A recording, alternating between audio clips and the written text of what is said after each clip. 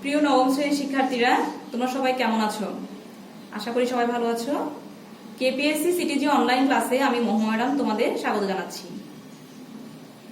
আজকে আমরা দ্বিতীয় সাময়িক পরীক্ষার দ্বিতীয় মূল্যায়নের সিলেবাস অনুযায়ী পাঠ্য বইয়ের প্রথম অধ্যায়ের দ্বিতীয় পরিচ্ছেদ স্রষ্টা, সৃষ্টি ও সেবা, আমি আবার বলছি স্রষ্টা, সৃষ্টি ও সেবা, এই অধ্যায়টি আলোচনা করব। তোমরা বইয়ে দেখতে পাবে এই অধ্যায়ে 4টি পাঠ আছে। পাঠ 1, পাঠ 2, পাঠ 3 এবং পাঠ 4। আজকে আমি এই 4টি পাঠই আলোচনা করব। প্রথমে আসো পাঠ 1 এ আলোচনা করছি। পাঠ 1 আছে সকল সৃষ্টির মূলে ঈশ্বর। আমি আবার বলছি সকল সৃষ্টির মূলে ঈশ্বর। এই পাঠটি এখন আলোচনা করছি। এই আকাশ, পৃথিবী ও পৃথিবীর প্রকৃতি সব মিলিয়ে আমাদের এই বিশ্ব ব্রহ্মাণ্ড। অনন্ত আকাশ জুড়ে বিরাজ করছে চন্দ্র, সূর্য, গ্রহ ও নক্ষত্রমণ্ডলী। পৃথিবীতে রয়েছে সমুদ্র, মহাসমুদ্র, নদ নদী, পাহাড়, পর্বত, গাছপালা, আলো বাতাস ও বিভিন্ন ধরনের জীবজন্তু, সবকিছু মিলিয়ে এই বিশ্ব ব্রহ্মাণ্ড। আমরা জানি আগে এই মহাবিশ্ব ছিল না, তখন সব কি ছিল? অন্ধকার ছিল। তারপর আস্তে আস্তে এলো আলো, তারপর জল, এবং জলের পরে এই পৃথিবী এসেছে। পৃথিবীর পরে এলো গাছপালা, কীটপতঙ্গ, জীবজন্তু, মানবকুল প্রভৃতি। এই সবকিছু সৃষ্টির মূলে রয়েছে আমাদের ঈশ্বর। গীতায় বলা হয়েছে তিনি পরমাত্মা এবং একমাত্র আশ্রয়। এই বিশ্বে জীবকুল সৃষ্টির মূলে রয়েছে ঈশ্বর। আবার তিনি জীবদেহের মধ্যে নিয়ন্ত্রণকারী হিসেবে, জীবাত্মা হিসেবে বিরাজ করছেন। তিনি জীবের জীবন, প্রাণীর প্রাণ, সর্বভূতের সনাতন বীজ। জীবদেহের ভেতরে যে জীবন আছে তা পরমাত্মারই অংশ। আত্মা ছাড়া জীবদেহ অচল, মৃত। তিনি জীবের মৃত্যু ও জন্মের কারণ। জীবদেহের মধ্যে তিনি যখন আত্মারূপে প্রবেশ করেন, জীবদেহ তখন চেতনা সম্পন্ন হয়, অর্থাৎ সচল হয়। যতদিন জীবাত্মারূপে তিনি জীবদেহে অবস্থান করেন, ততদিনই জীবের জীবন বা আয়ু থাকে। জীবাত্মা জীবদেহ পরিত্যাগ করলে জীবের মৃত্যু ঘটে এবং মৃত্যুর মধ্য দিয়ে দেহের বিনাশ ঘটে। তাই বলা হয়েছে ঈশ্বর আমাদের জন্ম ও মৃত্যুর কারণ। তিনি আমাদের চিন্তা, চেতনা ও সকল প্রচেষ্টার নিয়ন্ত্রণ। এবার দেখো পাঠ 2। পাঠ 2 আলোচনা করব। পাঠ 2 দেখো আত্মারূপে ঈশ্বর। আত্মারূপে ঈশ্বর। ঈশ্বর সর্বশক্তিমান। আমরা হিন্দু ধর্মাবলম্বীরা স্রষ্টাকে ব্রহ্ম, ঈশ্বর বা ভগবান বলে অভিহিত করি। জ্ঞানীদের কাছে ঈশ্বর ব্রহ্ম, যোগীদের কাছে পরমাত্মা এবং ভক্তের নিকট ভগবান নামে পরিচিত। পরমাত্মা জীবের মধ্যে আত্মারূপে অবস্থান করেন। পরমাত্মা যখন জীবের মধ্যে অবস্থান করেন, তখন তিনি জীবাত্মার রূপ ধারণ করেন। এই পরমাত্মা থেকেই জীবের সৃষ্টি। আত্মা নিত্য বস্তু ও নিরাকার। আত্মার জন্ম নেই, মৃত্যু নেই। একই পরমাত্মা বহু আত্মারূপে জীবদেহের মধ্যে অবস্থান করেন। জীবদেহের বিনাশ আছে, কিন্তু আত্মার বিনাশ নেই। কিন্তু কারণ জীবাত্মা পরমাত্মারই অংশবিশেষ। কারণ এই জীবাত্মা কিসের অংশবিশেষ? পরমাত্মার। পরমাত্মা সকল গুণই জীবাত্মার মধ্যে বিদ্যমান। তাই পরমাত্মার ন্যায় জীবাত্মাও জন্ম, মৃত্যু ও শাশ্বত। শ্রীমদ্ ভগবদ গীতায় ভগবান শ্রীকৃষ্ণ বলেছেন, আত্মার সৃষ্টি বা বিনাশ কোনোটাই সম্ভব নয়।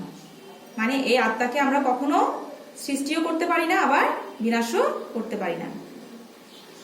গীতায় একটা শ্লোক আছে, পাঠ্য বইয়ে দেখবা একটা শ্লোক আছে।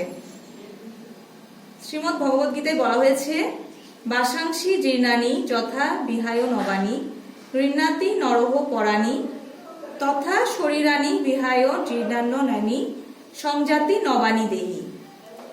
এর অর্থ হচ্ছে, মানুষ পুরাতন কাপড় পরিত্যাগ করে যেমন নতুন কাপড় পরিধান করে, আত্মাও তেমনি পুরাতন দেহ পরিত্যাগ করে নতুন দেহে প্রবেশ করে। আত্মার এই দেহ পরিবর্তনকে জন্ম ও মৃত্যু বলে।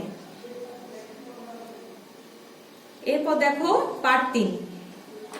পার্ট 3 আছে জীবের মধ্যে আত্মারূপে ঈশ্বরের অবস্থান সম্পর্কিত একটি মন্ত্র বা শ্লোক এবং ঈশ্বরের অবস্থান সম্পর্কিত কবি রজনীকান্ত সেনের গীতি কবিতা।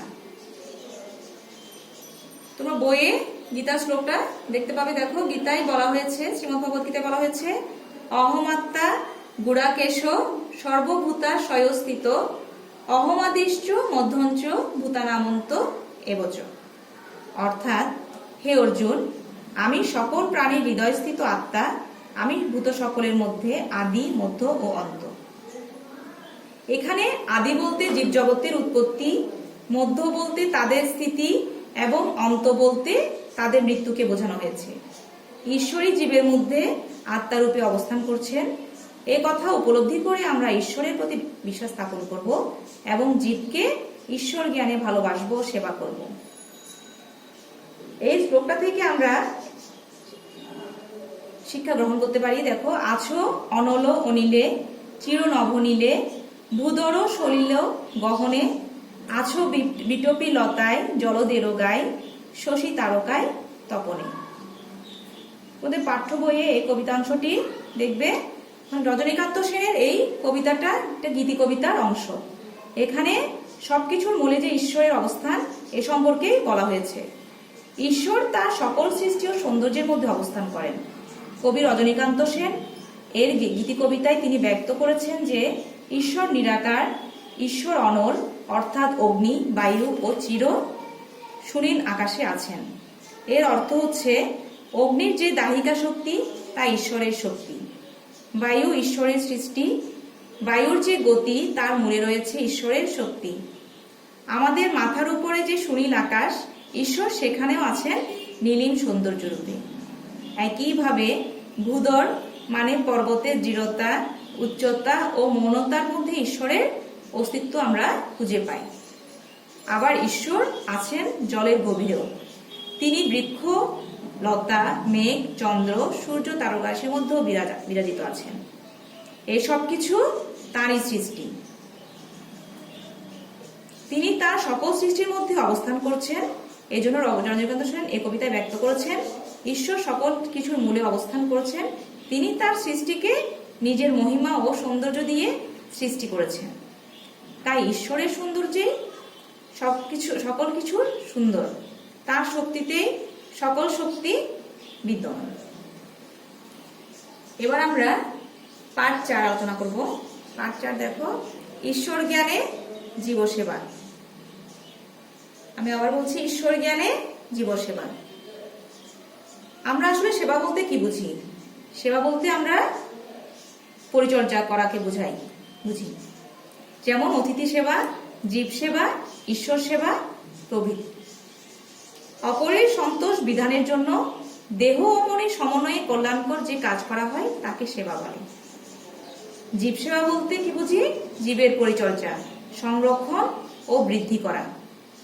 এছাড়াও আমরা বুদ্ধি দিয়ে, পরামর্শ দিয়ে, সহানুভূতি দিয়ে, বিপদের পাশে দাঁড়িয়ে নানাভাবে মানুষের সেবা করতে পারি। ঈশ্বর জীবাত্মা রূপে জীবের মধ্যে অবস্থান করছেন, তাই জীব সেবা করলে ঈশ্বর সেবা করা হয়। জীবের সেবা করা হিন্দুদের অন্যতম প্রধান ব্রত হিসেবে বিবেচিত। যত্র জীব তত্র শিব, অর্থাৎ যেখানে জীব সেখানেই শিব। এখানে শিব বলতে ঈশ্বরের কথাই বোঝানো হয়েছে। স্বামী বিবেকানন্দ বলেছেন, বহুরূপে সম্মুখে তোমার ছাড়ি কোথা খুঁজিছ ঈশ্বর, জীবে প্রেম করে যেই জন সেই জন সেবিছে ঈশ্বর। অর্থাৎ বহুরূপে, অর্থাৎ বহু জীব রূপে আমরা ঈশ্বরকে খুঁজি, কিন্তু ঈশ্বর আমাদের সম্মুখেই আছেন, তাই তাকে খুঁজে বেড়ানোর দরকার নেই। যিনি জীবকে ভালোবাসেন তিনি সেই সেবার মধ্য দিয়ে ঈশ্বরেরই সেবা করেন।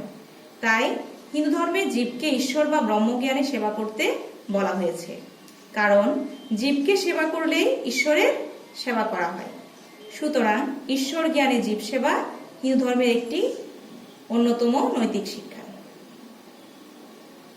হিন্দু ধর্মে বৃক্ষ একটি জীব, বৃক্ষের মধ্যে প্রাণরূপে ঈশ্বর বিরাজিত।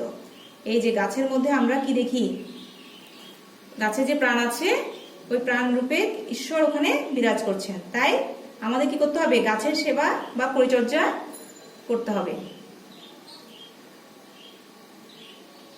হিন্দু ধর্মের জীব সেবা প্রদানের জন্য বিভিন্ন সেবাশ্রম, মঠ গড়ে উঠেছে, যা মানুষের মধ্যে বিভিন্ন ধরনের সেবা প্রদান করছে।